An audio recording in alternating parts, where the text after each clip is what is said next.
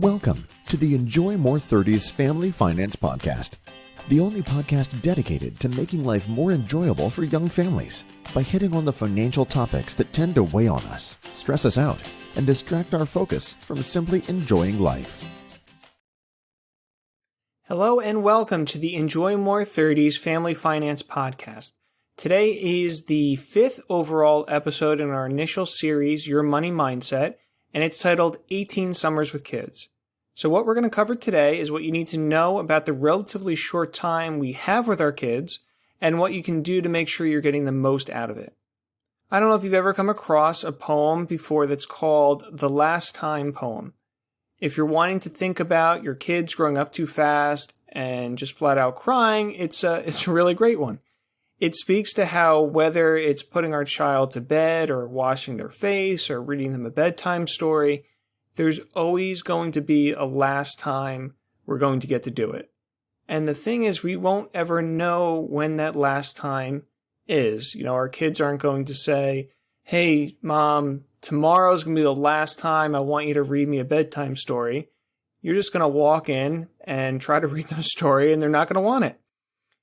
And I remember when I told my mom I didn't want her to sing me bedtime songs anymore, because I was too old to mature at probably the age of 7 or something like that.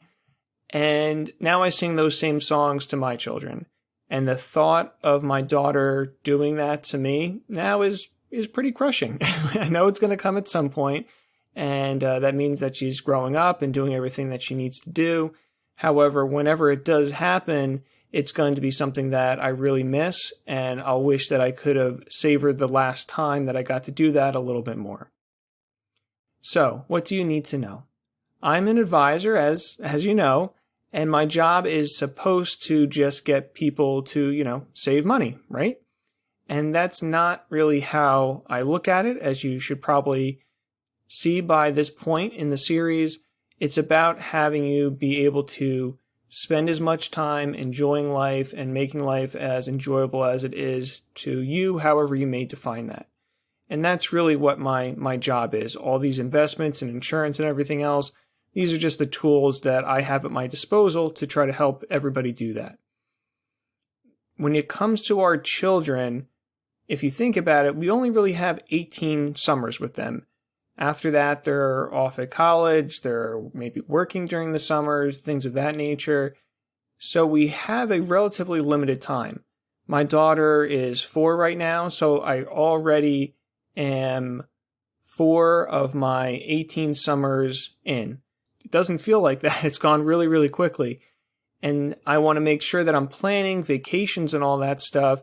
And that's why the previous episodes are so vital.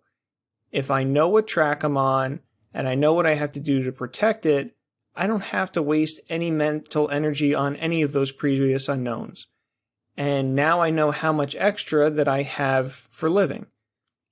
So what you can do, what I would recommend is making your 18 summers bucket list. Now, we've probably all heard of bucket lists before, and they're generally, before you die, I want to do. And that may be, skydiving or a trip to Hawaii or whatever it might be. However, that bucket list kind of approach can actually be pretty helpful for us today. What are the things that I want to do with my kids before they go off to college, before they start making their own path and their own decisions? Maybe it's a pool, like we said, vacations. If we set a list, then we have a much better chance of actually achieving it. And the time frame, a kid at 1 is different than a kid that's at 18 or 19. And so the time, if you have multiple kids, how those time frames overlap can give you an idea of, how much of a window do I have to do that hiking trip or that trip to Disney before they feel like they're too old for it or anything like that. As you probably can tell, I'm a big Disney fan, and so Disney's kind of always on Lauren and I's list. But whatever that is, if you have a conversation with your spouse and you go through kind of what are the things that when I'm older and my kids are grown up, what are the things that I'm going to look back on and say like, wow, that was really fantastic. That was a really, really fun time, a fun event. I can give you a personal example of something that kind of came about this last year in 2020 with everything everybody was going through. We couldn't have our normal large get-together. We usually go to my side and see 50 people. We go to Lauren's side and see another 50 people. And we weren't able to do that this year. And what we decided to do instead is we rented out an Airbnb up in New York State. It was this beautiful, beautiful home that was restored, an old farmhouse, tall ceilings, and very, very unique house. And it had enough bedrooms for our family and then my mother and Lauren's parents to kind of all stay. And we had a Thanksgiving that was kind of an overnight Thanksgiving stay. And it was really, really great and really special. And with the kids so young, they were really excited to see their grandparents there. And it was fantastic. It's something that we really think we will always remember. Us and our parents and even the kids. And that's the kind of thing to be thinking about. How can we make memories like that in the right time where the kids fit that kind of an activity? If my kids were 16 and 18, they may not get as much of a kick out of, hey, we're having a giant sleepover with our grandparents. So it was pretty good for the fit for us today. So again, that's the kind of thought process. What can we do that we want to get accomplished so that we can look back on it with fond memories, things that nobody will ever kind of forget and will mean a lot to us. The second thing, what you can do, if you haven't taken any action yet, re-listen to the first number of episodes and again, discuss them with your spouse. If you're taking steps forward to remove some of these anxiety items, again, we don't want to just be checking boxes for the sake of checking boxes, checking off that we did something more with our savings or that we got life insurance. We want to be taking action that relieves anxiety and frees us up to be able to enjoy today more so than we were able to yesterday when those things were weighing on us. So, quick summation.